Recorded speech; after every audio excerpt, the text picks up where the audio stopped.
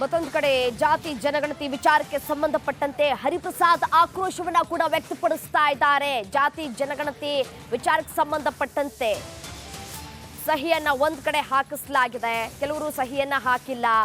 ಜಾತಿ ಜನಗಣತಿ ವರದಿ ವಿರೋಧಕ್ಕೆ ಹರಿಪ್ರಸಾದ್ ಕಿಡಿಕಾರ್ತಾ ಇದ್ದಾರೆ. ಕಾಂಗ್ರೆಸ್ ಶಾಸಕರು ಸಚಿವರು ವರದಿಯನ್ನ ವಿರೋಧಿಸುವಂತಿಲ್ಲ. ಎಐಸಿಸಿ ಅಧ್ಯಕ್ಷ ಖರ್ಗೆ ಅವರೇ ವರದಿ ಜಾರಿಗೆ ಆಗ್ರಹಿಸಿದ್ದಾರೆ. ಜಾತಿ ಜನಗಣತಿ ಕಾಂಗ್ರೆಸ್ ಪಕ್ಷದ ಸ್ಪಷ್ಟ ನಿಲುವು ಆಗಿದೆ. ಹಾಲಿ ವರದಿಯಲ್ಲಿ ಯಾವುದೇ ಲೋಪ ಇಲ್ಲ ಅಂತ ಹೇಳಿ ಹರಿಪ್ರಸಾದ್ ಹೇಳಿದ್ದಾರೆ. ಕಮಿಷನ್ ಅಲ್ಲಿರೋ ಸದಸ್ಯರಿಗೆ ಮಾತ್ರ ಗೊತ್ತಿರ್ತಕ್ಕಂಥದ್ದು. ಊಹಾಪೋಹಗಳಿಗೆಲ್ಲ ನಾವು ಕಿವಿ ಕೊಟ್ಟು ಏನು ಕರ್ನಾಟಕ ಜನತೆಯ 179 ಕೋಟಿ ರೂಪಾಯಿ ಖರ್ಚು ಮಾಡಿದ್ದಾರೆ. ನಾನಾದರೂ ಸರ್ಕಾರದಲ್ಲಿ ಒತ್ತಾಯ ಮಾಡೋದಿಷ್ಟೇ, ಜಾತಿ ಗಣತಿಯ ವರದಿಯನ್ನು ಬಹಿರಂಗ ಮಾಡಲಿ, ಸಾರ್ವಜನಿಕ ಕ್ಷೇತ್ರದಲ್ಲಿ ಚರ್ಚೆ ಆಗಲಿ. ಆಮೇಲೆ ತಪ್ಪು ಒಪ್ಪುಗಳಿದ್ದರೆ ಅಥವಾ ಸಾಧಕ ಬಾಧಕಗಳನ್ನ ನೋಡಿ ತಿದ್ದುಪಡಿ ಮಾಡೋಕ್ಕೆ ಎಲ್ಲ ಅವಕಾಶಗಳು ಸಹ ಇರುತ್ತೆ. ಈಗ ಈಗ ಈಗ ಬಹಳ ಸ್ಪಷ್ಟವಾಗಿ ನಮ್ಮ ಆಲ್ ಇಂಡಿಯಾ ಕಾಂಗ್ರೆಸ್ ಕಮಿಟಿ ಅಧ್ಯಕ್ಷರಾದ ಮಲ್ಲಿಕಾರ್ಜುನ್ ಖರ್ಗೆ ಅವರು ಹೇಳಿದ್ದಾರೆ, ಜನಗಣತಿಗೆ ವಿರೋಧ ಮಾಡಲಿಕ್ಕೆ ಕಾಂಗ್ರೆಸ್ ಪಕ್ಷದವರು ಸಾಧ್ಯ ಇಲ್ಲ. ಯಾಕಂದರೆ ಇದು ಕಾಂಗ್ರೆಸ್ ವರ್ಕಿಂಗ್ ಕಮಿಟಿಯ ನಿರ್ಣಯ. ಆದ್ದರಿಂದ ಎಲ್ಲರೂ ಸಹ ಅದನ್ನು ಒಪ್ಕೊಳ್ಬೇಕಾಗುತ್ತೆ. ಸಹಿ ಹಾಕಿರೋರಿಗೆ ನಮ್ಮ PCC ಅಧ್ಯಕ್ಷರಿಗೆ, ACC ಅಧ್ಯಕ್ಷರಿಗೆ.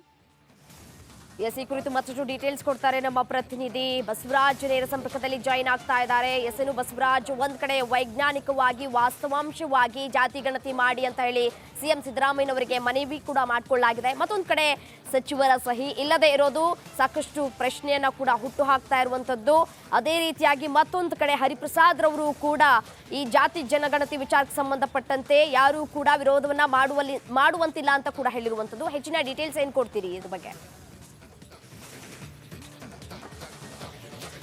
ರಮ್ಯಾ, ಮೊದಲಿನಿಂದ ಕೂಡ ಲಿಂಗಾಯತ ವೀರಶೈವ ಮಹಾಸಭಾ ಏನಿದೆ ಆ ಮಹಾಸಭಾ ಈ ಜಾತಿ ಗಣತಿಯನ್ನ ವಿರೋಧ ಮಾಡ್ತಾನೆ ಇದೆ. ಈ ಕಳೆದ ಸರ್ಕಾರದಿಂದಲೂ ಕೂಡ ಈ ಒಂದು ವರದಿಯನ್ನು ಸ್ವೀಕಾರ ಮಾಡಬೇಡದು ಅನ್ನುವಂಥ ನಿಟ್ಟಿನಲ್ಲಿ ಸಾಕಷ್ಟು ಆಗ್ರಹವನ್ನು ಮಾಡ್ತಾ ಇದೆ. ಈ ಸರ್ಕಾರ ಬಂದ ತಕ್ಷಣ ಈ ಒಂದು ವರದಿಯನ್ನು ತೆಗೆದುಕೊಳ್ಳೋಕೆ ಯಾವಾಗೆಲ್ಲ ಮಾತುಗಳು ಕೇಳಿ ಬಂದವು ಆಗೆಲ್ಲವನ್ನು ಕೂಡ ಈ ಒಂದು ವೀರಶೈವ ಮಹಾಸಭಾದ ಅಧ್ಯಕ್ಷರಾದಂಥ ಶಾಮೂರ್ ಶಿವಶಂಕರಪ್ಪನವರು ವಿರೋಧ ಮಾಡಿಕೊಂಡೇ ಬರ್ತಾ ಇದ್ದಾರೆ. ಅದರ ಮುಂದುವರೆದ ಭಾಗವಾಗಿ ಇವತ್ತು ಖುದ್ದು CM ಸಿದ್ದರಾಮಯ್ಯ ಅವರ ಭೇಟಿ ಮಾಡುವ ಮೂಲಕ ಅವರಿಗೆ ಒಂದು ಮನವಿ ಪತ್ರವನ್ನು ಕೊಡಲಾಗಿದೆ. ಯಾವುದೇ ಕಾರಣಕ್ಕೂ ಹಿಂದಿನ ವರದಿಯನ್ನು ಸ್ವೀಕಾರ ಮಾಡಬೇಡಿ, ಇನ್ನೊಂದು ಸಾರಿ ಹೊಸದಾಗಿ ವೈಜ್ಞಾನಿಕವಾದಂತಹ ವರದಿಯನ್ನು ಮಾಡಿಸಿ ಅದಕ್ಕೆ ನಮ್ಮ ಬೆಂಬಲ ಇದೆ ಅನ್ನುವಂಥ ಮಾತನ್ನು ಹೇಳ್ತಾ ಇದ್ದಾರೆ. ಈ ಮೂಲಕ ಈ ಹಿಂದಿನ ಕಾಂತರಾಜು ಆಯೋಗದ ವರದಿ ಮತ್ತು ಅದನ್ನು ಪರಿಷ್ಕರಣೆ ಮಾಡಿ ಜಯಪ್ರಕಾಶ್ ಹೆಗಡೆ ಅವರು ಕೊಡ್ತಕ್ಕಂಥ ವರದಿಯನ್ನು ಒಪ್ಪೋದಿಲ್ಲ ಅನ್ನುವಂಥ ಮಾತನ್ನು CM ಸಿದ್ದರಾಮಯ್ಯ ಅವರಿಗೆ ಹೇಳ್ತಾ ಇದ್ದಾರೆ. ಇನ್ನೊಂದು ಕಡೆ ಪರ ವಿರೋಧ ಚರ್ಚೆ ಇದ್ದೇ ಇದೆ.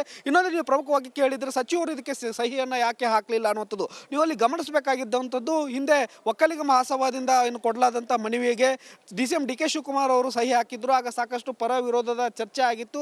ಸರ್ಕಾರದ ಭಾಗ ಆಗಿರೋರು ಎಷ್ಟರ ಮಟ್ಟಿಗೆ ಈ ಒಂದು ರೀತಿಯಲ್ಲಿ ಸಹಿ ಹಾಕುವಂಥದ್ದು, ಸಮುದಾಯದ ಪರವಾಗಿ ನಿಂತ್ಕೊಳ್ಳುವಂಥದ್ದು ಅನ್ನುವಂಥದ್ದು ಸಾಕಷ್ಟು ಚರ್ಚೆಗಳಾಗಿತ್ತು. ಹಾಗಾಗಿ ಈ ಲಿಂಗಾಯತ ಮಹಾಸಭಾದ ನಾಯಕರ ಒಂದಷ್ಟು ಚರ್ಚೆಯನ್ನು ಮಾಡಿ ಮನವಿಯನ್ನು ಎಲ್ಲರೂ ಸೇರಿ CMಗೆ ಕೊಡೋಣ. ಆದರೆ ಈ ಒಂದು ವೀರಶೈವ ಮಹಾಸಭಾದ ಯಾರೆಲ್ಲ ಮೆಂಬರ್ಗಳಿದ್ದಾರೆ, ಕಾರ್ಯದರ್ಶಿಗಳಿದ್ದಾರೆ ಅಥವಾ ಈ ಸಭೆಯ ಪ್ರಮುಖ ಆಡಳಿತ ಮಂಡಳಿ ಏನಿದೆ ಅವರು ಮಾತ್ರ ಸಹಿ ಮಾಡೋಣ, ಸರ್ಕಾರದ ಭಾಗ ಆಗಿರೋರು ಬೇಡ ಅನ್ನುವಂಥ ಒಂದು ನಿರ್ಧಾರಕ್ಕೆ ಬಂದಂತೆ ಈ ಒಂದು ವರದಿಯನ್ನು ಈಗ ಮನವಿಯನ್ನು ಈಗ CMಗೆ ಕೊಟ್ಟಿದ್ದಾರೆ. ಹಾಗಾಗಿ ಸಚಿವರ ಸಹಿ ಆ ಒಂದು ಮನವಿ ಪತ್ರದಲ್ಲಿ ಇಲ್ಲ.